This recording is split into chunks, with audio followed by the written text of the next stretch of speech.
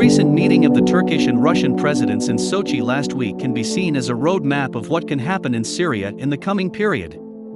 Despite the differences of opinion, especially in the field and in different areas on the table, there are important topics that Turkey and Russia have agreed on in Syria.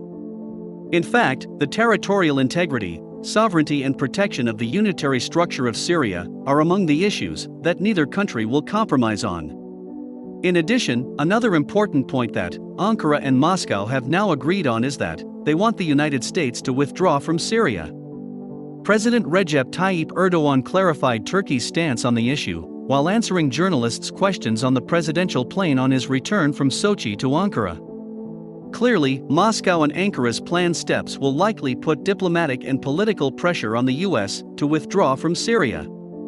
Meanwhile, nowadays, we as journalists in Ankara are faced with a number of important questions that we cannot get an answer to. The unanswered questions require answers from the US, and we have been unable to receive any reactions from Washington or its representatives in Turkey.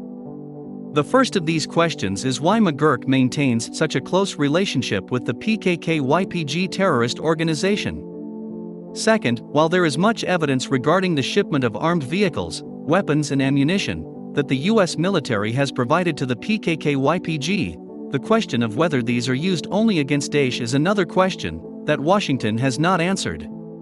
Another important question that Washington needs to answer is the allegations of a name on the executive staff of the PKK YPG, who made a statement to the British newspaper last week. Whether we can get answers to these questions is unclear. However, these days, when the US has problematic relations with almost all of its former allies, as long as legitimate and justified questions remain unanswered, the situation exposes who is actually being honest.